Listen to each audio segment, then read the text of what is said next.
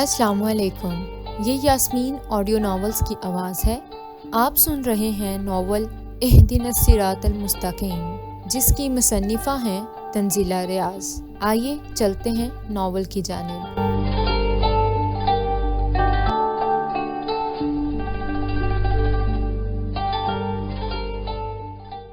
فاطمہ کے عشاء کی نماز پڑھنے پر عشاء نے ذرا کی ذرا ناک چڑھائی۔ مجھے ایسے نئے نئے مسلمانوں سے سخت نفرت ہے۔ ہم تو بچپن سے مسلمان ہیں، انہوں نے ابھی اسلام قبول کیا ہے تبھی اس قسم کی باتیں کرتی ہیں۔ ہر بات میں ٹوکنا تو جیسے ان کی عادت ہے۔ جب بھی فراغت ملتی ہے دوپٹہ اوڑھ کر خطبہ دینے لگتی ہیں۔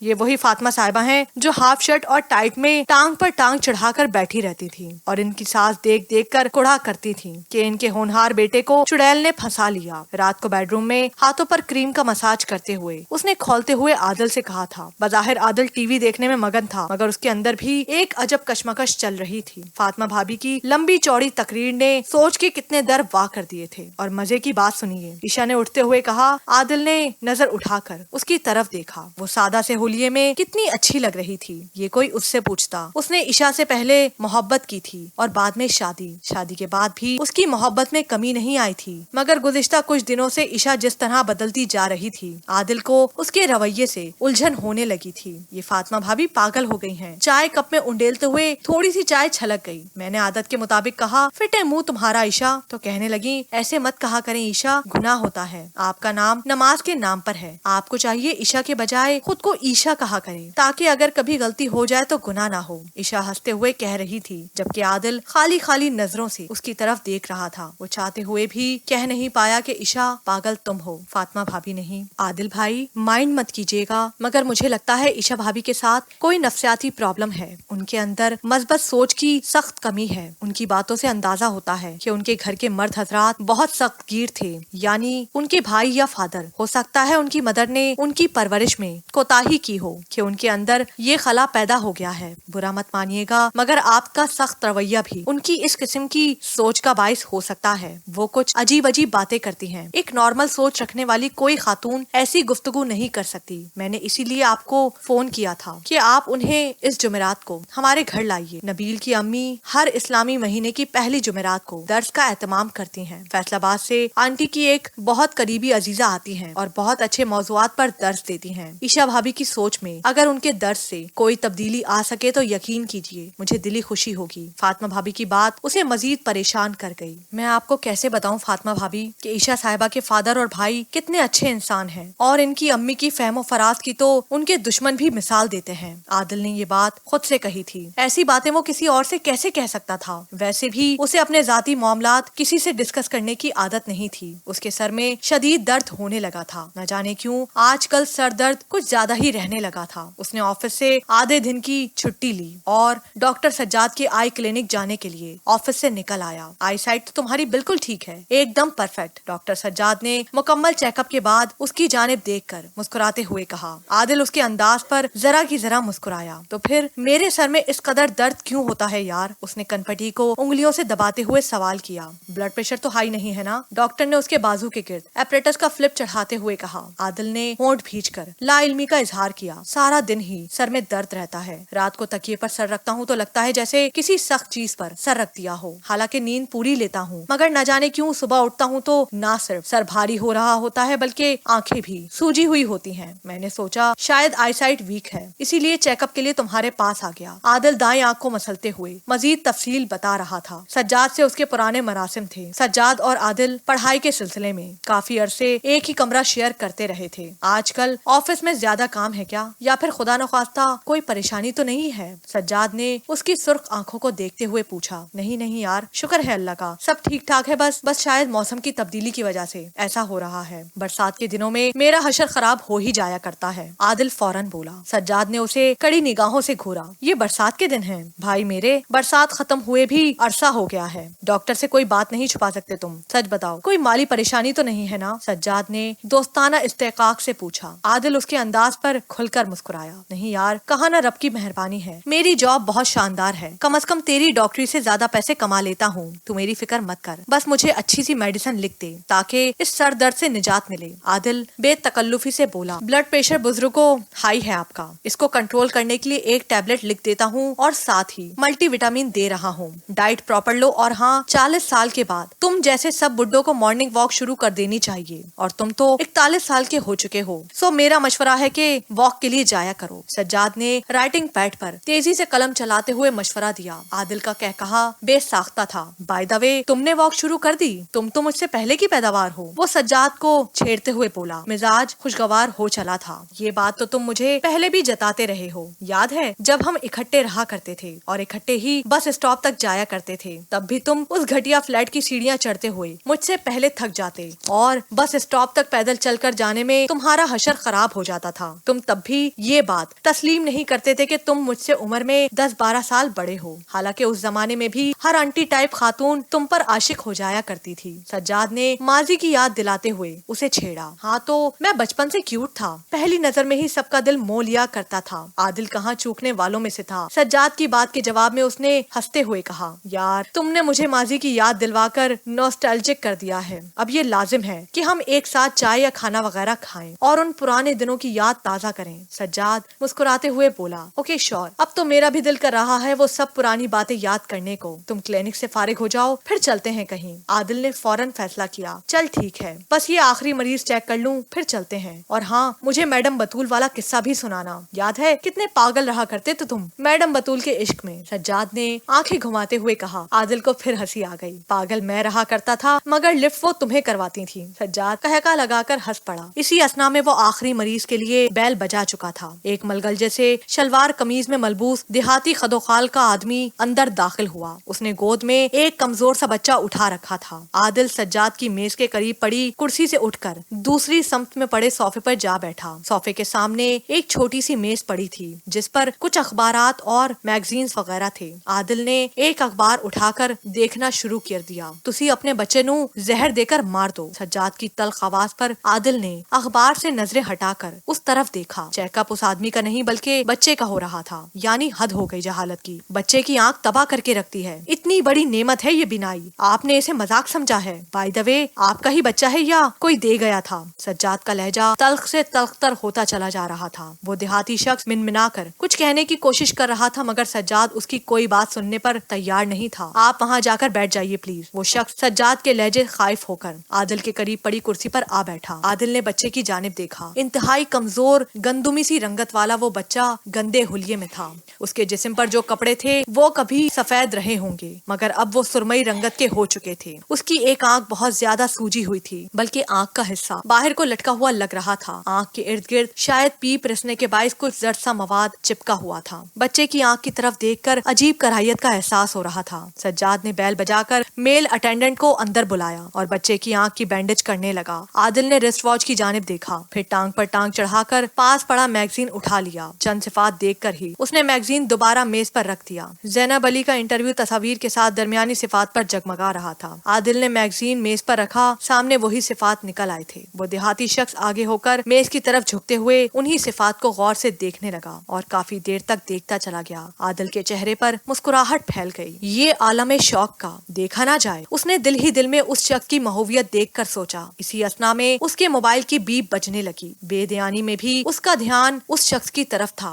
जबकि बज़ाहिर ऐसा लग रहा था जैसे वो फोन सुनने में मगन है। देखते ही देखते उस शख्स ने वो मैगजीन हाथ में पकड़ लिया। उसके अंदाज कुछ अजीब से थे। आदिल अपनी जगह से उठकर दूर खिड़की के करीब जाकर खड़ा हो गया मगर देख फिर भी वो उस देहाती शख्स की तरफ रहा था। उस शख्स ने पहले सज्जाद की तरफ देखा फिर आदिल की तरफ। आदिल फौरन बाहर देखने लगा। उस शख्स ने वो मैगजीन फोल्ड किया और अपनी कमीज के नीचे शलवार के नेफे में इड़स लिया। आदिल किसी कदर हैरान हुआ मगर उसने उस शख्स को टोकने की कोशिश नहीं की। उस शख्स को अंदाजा भी नहीं हुआ कि मोबाइल फोन पर बात करता साहब उसको देख रहा है। साजिद साहब इधर तशरीफ लाइए। डॉक्टर सज्जाद ने तंजिया अंदाज में उस शख्स को मुखातिब किया। वो कांधे पर पड़े मैले से रुमाल से चेहरा साफ करते हुए उसकी समत बढ़ता चला गया। आदिल को फोन पर ऑफिस कॉल किया गया था। वो सज्जाद से माजरत करके बाहर आ गया। क्लिनिक के बाहर एक बड़ी सी लेबोरेटरी और मेडिकल स्टोर था। उसके बाद मुख्तसर सा पार्किंग एरिया था। आदिल उसी पार्किंग एरिया में आ गया। गाड़ी स्टार्ट करने से पहले फिर एक फोन आ गया। उसने मोबाइल कान से लगाया और सुनने लगा। इस दौरान वो ही शख्स अपने बच्चे को गोद में लिए क्लिनिक से बाहर निकलता नजर आया। उसे पता नहीं था कि पार्किंग में کھڑا ایک شخص اس کی جانب دیکھ رہا ہے۔ وہ شخص پارکنگ کی سمت آیا اور ایک کونے میں چلا گیا جہاں ایک گٹری سی پڑی تھی۔ اس نے وہ گٹری اٹھائی تو میگزین زمین پر گر پڑا۔ یہ دیکھ احمد، تیری ماں کی تصویر چھپی ہے، دیکھ اس بدذات عورت کو، یہ اب تیری ماں نہیں رہی، یہ کسی کی ماں نہیں ہے۔ وہ شخص میگزین نکال کر وہی تصاویر اپنے بچے کو دکھاتے ہوئے کہہ رہا تھا۔ عادل ہکا بکا ہو کر کبھی اس شخص کو اور کبھی میگزین میں چھپی زینب علی کی تصاویر کو دیکھ رہا تھا۔ موبائل ابھی بھی اس کے کان سے لگا تھا۔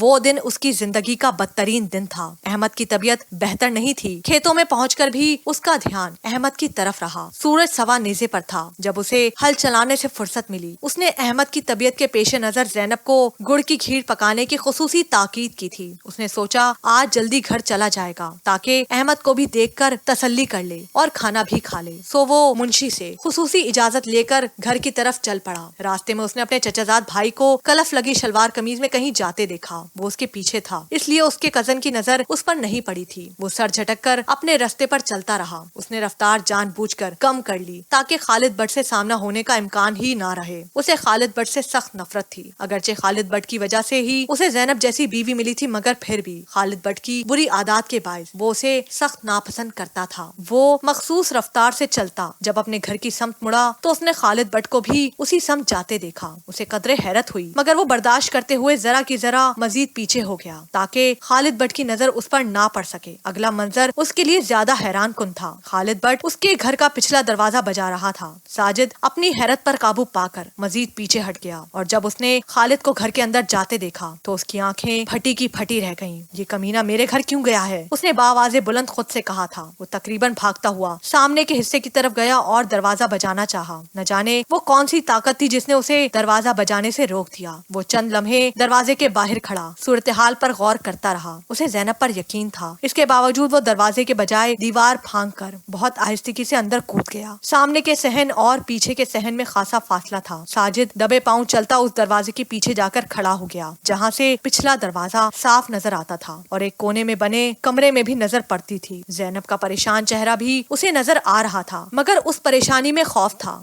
حیرت نہیں تھی۔ یعنی زینب اس محض کو گھر کے اندر اپنی مرضی سے لائی تھی اور اس کی موجودگی سے متحر نہیں تھی۔ تم اس وقت یہاں کیوں آئے ہو؟ زینب کی آواز نے ساجد کو حیران کر دیا تھا۔ اس وقت مطلب اس کے آنے کا مقرر وقت ہے؟ ساجد نے حیرت سے سوچا۔ مولوی باقر نے اسے زینب کے متعلق کچھ پریشان کن باتیں بتائی تھی، مگر اسے ان باتوں پر یقین نہیں تھا۔ بلے بھائی بلے، اتنے نخرے، وہ بھی میرے سامنے! خالد بٹ کی آواز اس کی سماعتوں سے ٹکرائی تھی۔ تم یہاں کرنے کے آئے ہو؟ زینب کی دھیمی سی آواز سنائی دی۔ ارے واہ، جب تم ہمارے پاس آتی ہو ہم تو ایسے سوال نہیں کرتے۔ خالد کے اس جملے نے ساجد کے قدموں کے نیچے سے زمین کھینچ لی تھی۔ زینب اس کے پاس کیا کرنے جاتی ہے اور کیوں؟ ساجد نے سن ہوتے ہوئے دماغ کے ساتھ سوچا۔ اس نے خالد بٹ کو زینب کے کاندھے پر ہاتھ رکھتے دیکھا، پھر وہ اس کی کمر میں بازو ڈال کر اندر والے کمرے کی سمت چل دیا۔ میرا آدمی بہت غصے والا ہے، اسے اتنی جلدی غصہ آتا ہے کہ شاید کسی کو اتنی جلدی سانس بھی نہیں آتا ہو۔ اسے خبر ہو گئی تو میری گردن کاٹ دے گا، میں اسے اچھی طرح جانتی ہوں۔ اس نے زینب کی آواز سنی۔ اب وہ انہیں دیکھ نہیں پا رہا تھا، مگر ان کی آوازیں بخوبی اس تک پہنچ رہی تھی۔ ارے جاؤ جاؤ، تمہارا آدمی،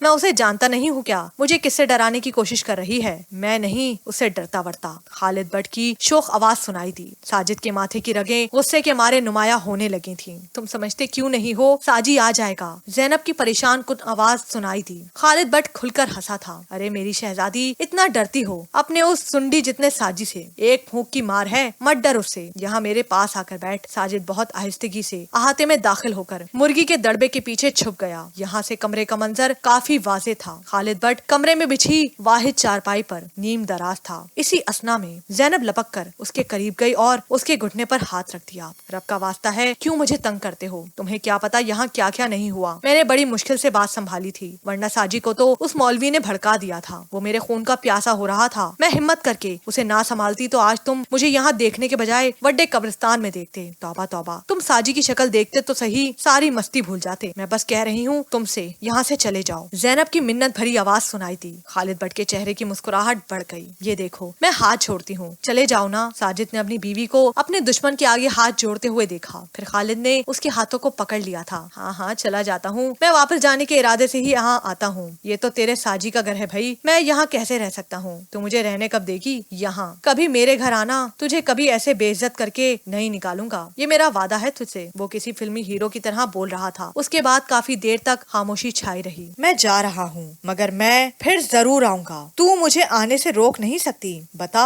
روک سکتی ہے؟ بتا, بول. وہ چارپائی سے اٹھ کر اس کے مقابل آ کر بولا. میں کیسے روک سکتی ہوں؟ اور میں روک تو نہیں رہی. زینب کی شرمیلی سی آواز سنائی دی. ساجد کی برداشت جواب دے گئی تھی. ذلیل عورت, میں تجھے زندہ نہیں چھوڑوں گا. وہ غصے سے بھپر کر کمرے کے اندر داخل ہوا تھا. زینب اور خالد بٹ اس ناگہانی آفت سے گھبرا کر یکدم چونکے تھے. ساجد نے اندر آتے ہی زینب کے بازو کھینچ کر اسے پیچھے کی طرف دھکیلا تھا. اس کے سر پر خون سوار تھا. اس نے خالد بٹ کا گریبان پکڑنا چاہا مگر وہ جھک کر صاف بچ نکلا اور زینب کو دھکا دے کر کمرے سے باہر نکل گیا. ساجد اس کے پیچھے تھا مگر اس سے پہلے کہ وہ اس پر بھپرتا, خالد نے چارپائی پر لیٹے احمد کو گود میں اٹھا لیا. اگر تو نے ایک قدم آگے بڑھایا تو میں اس بچڑے کو جلتے ہوئے تندور میں پھینک دوں گا. وہ پھنکار کر دھمکی دینے والے انداز میں بولا. ساجد کے قدم وہیں رک گئے. میرے بیٹے کو چھوڑ دے, میں, وہ چلایا مگر خالد نے اس کی بات کاٹ دی. چھوڑ دوں گا تیرے بیٹے کو, پہلے سکون میں آ, اندر بیٹھ کر میری بات سن. خالد ناک پھلا کر بولا. ساجد غصے میں آگ بگولا ہوا جا رہا تھا مگر احمد کی وجہ سے اسے خود پر قابو پانا پڑا تھا. اے زینب, میری بات غور سے سن. خالد نے زینب کو پکارا. اپنی چنری اتار کر پھینک اور زور زور سے چلا. ایسے شور ڈال جیسے یہ تیرا ساجی تجھ پہ ہاتھ اٹھا رہا ہے, اس نے حکمیہ انداز میں کہا. ساجد کی حیرانی کی انتہا نہ رہی جب اس نے زینب کو یہ حکم مانتے ہوئے دیکھا تو وہ آگے بڑھا اور اس نے زینب کے منہ پر ایک زوردار تماچا دے مارا. تجھے حیا نہ آئی ذلیل عورت, وہ غرا کر بولا. اسے لگ رہا تھا جو زینب اس کے سامنے کھڑی ہے وہ اس زینب سے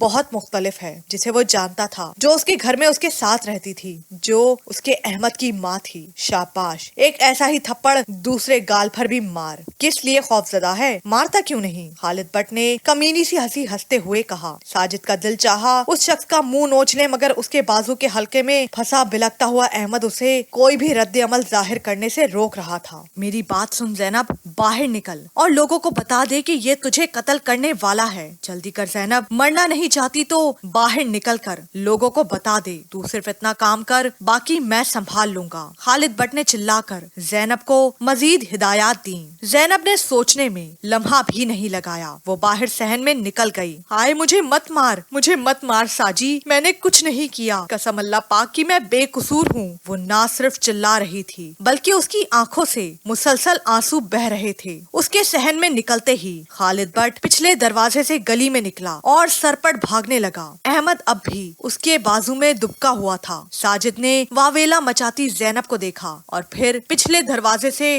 باہر نکلا تاکہ خالد بٹ کے شکنجے سے احمد کو چھڑا سکے. خالد اس سے کافی فاصلے پر تھا جبکہ احمد کے رونے کی آوازیں ساجد تک پہنچ کر اسے مزید تیز بھاگنے پر مجبور کر رہی تھیں. اتنی ساری افتاد ایک ساتھ اس پر آ گئی تھیں کہ اسے سمجھ میں نہیں آ رہا تھا کہ وہ کیا کرے. خالد بٹ پھرتیلا تھا اور اس سے کہیں زیادہ تیز بھاگ رہا تھا. بھاگتے بھاگتے خالد بٹ نے احمد کو اچھال کر دور کھیتوں میں پھینک دیا. کتے, تجھے موت آئے. ہائے میرا بچہ, ساجد چلا کر بولا. خالد کہیں آگے نکل گیا تھا جبکہ ساجد کے قدم اس مقام پر آ کر رک گئے جہاں اس کا بیٹا مٹی میں لتھڑ چکا تھا. ساجد نے اس کی حالت پر تڑپتے ہوئے اسے سیدھا کیا تو اس کے منہ سے چیخ نکل گئی تھی. اس کی آنکھ میں شاید کوئی کانٹا چبھا تھا کیونکہ وہاں سے خون کی دھار نکل رہی تھی. اس نے احمد کو باہوں میں تھام لیا. کافی دیر وہ اس کی آنکھ سے ٹپکنے والے خون کو اپنی قمیض کے کونے سے صاف کرنے میں لگا رہا مگر خون بند ہونے کا نام نہیں لے رہا تھا. احمد اب رو نہیں رہا تھا بلکہ وہ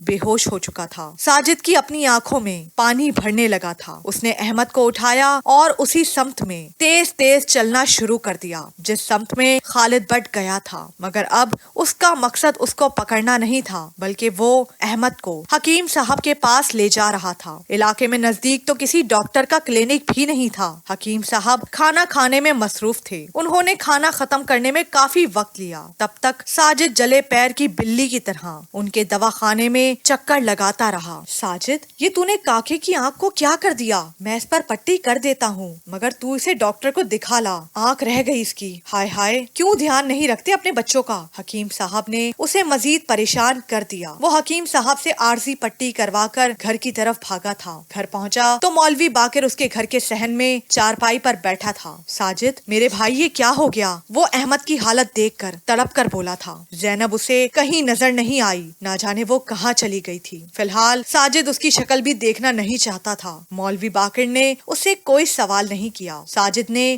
گھر میں موجود برے وقت کے لیے بچا کر رکھی ہوئی چند ہزار کی رقم نکالنی چاہی تو اسے وہاں بھی مایوسی ہوئی۔ رقم وہاں موجود نہیں تھی۔ اس نے مولوی باقر سے 975 روپے ادھار پکڑے اور اوکاڑا کی طرف جانے کے لیے بس میں سوار ہو گیا۔ یہ شہر اس کے گاؤں کے قریب تھا۔ گھر سے نکلنے سے پہلے اس نے کسی سے کوئی بات نہیں کی تھی، حالانکہ اس نے اپنے گھر کے قریب رہنے والوں میں سے کچھ لوگوں کو متجسس اور کھوجتی ہوئی نظروں سے اپنی جانب دیکھتے ہوئے پایا۔ زینب کے شور و گل نے انہیں یہ موقع دیا اور وہ خود نہ جانے کہاں غائب ہو گئی تھی۔ بھائی باقر، میرے ساتھ اچھا نہیں ہوا، اس نے مولوی باقر سے صرف اتنا کہا اور اس کے بعد وہ بس میں سوار ہو گیا تھا۔ اس کو پانی دو یار، عادل نے بہت بوجھل لہجے میں سجاد کو اشارہ کیا، جو خود ہکا بکا یہ ساری داستان ہضم کرنے کی کوشش کر رہا تھا۔ ساجد علی نامی یہ دیہاتی بہت دن سے اس کے پاس اپنے بیٹے کے علاج کے لیے آ رہا تھا۔ مالی مشکلات کا شکار یہ شخص اسے کبھی بھی قابل ذکر نہیں لگا تھا اور اب اپنے کلینک کے ریٹائرنگ روم میں بیٹھے اس شخص کی داستان سن کر اس کی دلچسپی ایک دم بڑھ گئی تھی۔ اخبارات میں جس طرح اس شخص کے ظلم و ستم کی داستان کو پیش کیا جا رہا تھا،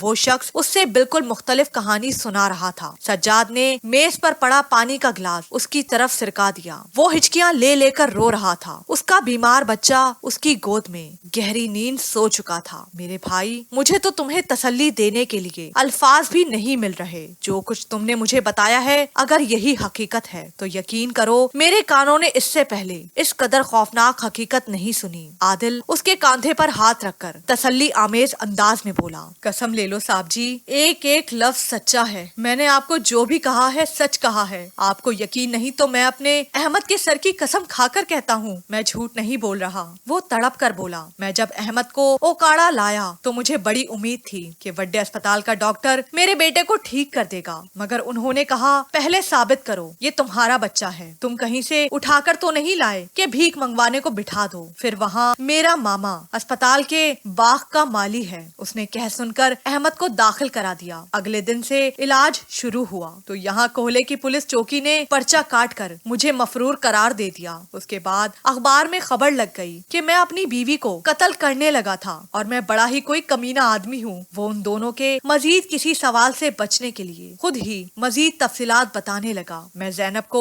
قتل نہیں کرنا چاہتا تھا، مجھ میں اتنی ہمت ہی نہیں کہ میں ایک بلی کا بچہ مار سکوں، تو بھلا میں ایک جیتی جاگتی زنانی کو کیسے مار سکتا ہوں؟ مگر پولیس نے میرے خلاف جو پرچہ کاٹا ہے وہ قتل کا ہے جی۔ میرے وڈوں میں آج تک کسی نے تھانے کچہری کی شکل نہیں دیکھی۔ ہم شریف لوگ ہیں جی، مگر ایک ذرا سی غلطی نے مجھے کیا سے کیا بنا دیا۔ مجھے پتہ ہی نہ چل سکا کہ زینب اچھی عورت نہیں۔ جب خالد نے اس کو اس کے پکی واس ماں پیو خانہ بدوش ماں باپ سے خریدا تو اس نے خود میرے پاؤں میں بیٹھ کر کہا تھا کہ مجھ سے شادی کر لو۔ خالد اس کو ورنہ بہت ذلیل کرتا، وہ بہت برا آدمی ہے، اور پھر بھی زینب نے اس سے یاری لگا لی۔ میں اس دن سے پچھتاتا پھر رہا ہوں۔ اوکاڑے میں ڈاکٹر نے جواب دے دیا تو میں یہاں لاہور اپنے احمد کو اسپتال لایا، مگر میرے ماما نے کہا ڈاکٹر کو گھر پہ دکھاؤ، ورنہ اسپتال میں تو کوئی پولیس کا بھی ڈر رہتا ہے۔ میں تو جی بس ایک قصہ بن کر رہ گیا ہوں۔ بھلا ایسا بھی سنا کبھی کسی نے کہ ایک زنانی جو بد کردار ہو اور پھر بھی سب اس کا ساتھ دے؟ مجھے میرے مامے نے بتایا کہ اخبارات میں زینبے کے متعلق بہت ساری خبریں آئی ہیں، بہت ساری باتیں آئی ہیں، مگر آپ یقین کریں صاحب جی، وہ جو بھی کہتی ہے جھوٹ کہتی ہے، بکواس کرتی ہے۔ ہاں میں مانتا ہوں میں نے اسے تھپڑ مارا تھا، مگر اب یہ بھی تو دیکھیں کہ وہ غلط عورت ہے۔ مجھے اس کو خالد بٹ کے ساتھ دیکھ کر غصہ آ گیا تھا۔ آپ خود بتائیے صاحب جی، آپ اپنی زنانی کو کسی غیر مرد کے ساتھ، لا حول ولا قوت۔ تم اپنی بات کرو بھائی۔ سجاد اس کی بات کاٹ کر فوراً بولا، میں اپنے پنڈ واپس نہیں جا سکتا کیونکہ وہاں سب میرا مذاق اڑاتے ہیں، حالانکہ سب کو پتا ہے میرا کوئی قصور نہیں، مگر پھر بھی سب کو لگتا ہے جیسے میں کوئی لطیفہ ہوں، اور پھر پولیس میرے پیچھے ہاتھ دھو کر پڑ گئی ہے۔ میری یہی غلطی ہے نا کہ میں نے ایک بد کردار عورت کے ساتھ شادی کی اور اس شادی کو نبھایا بھی، اب وہی میرا منہ کالا کر گئی تو میں کیا کروں صاحب جی؟ میں نے تو آج تک اسے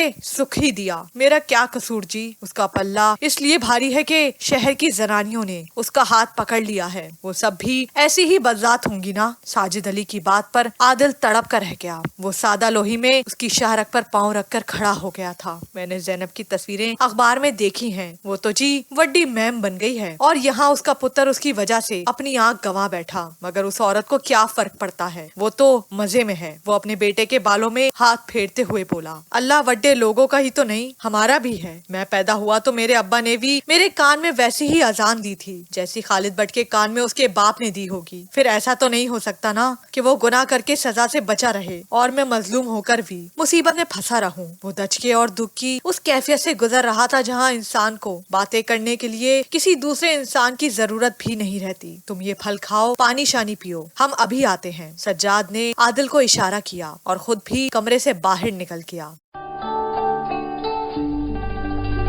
ये पार्ट अपने इख्तिताम को पहुंचा। अगर वीडियो पसंद आई हो तो वीडियो को लाइक कीजिए, शेयर कीजिए और चैनल को सब्सक्राइब करना मत भूलिए। मज़ीद नॉवल की एपिसोड्स और दीगर नॉवेल्स की अपडेट्स के लिए बेल आइकन को प्रेस करना मत भूलिए। शुक्रिया।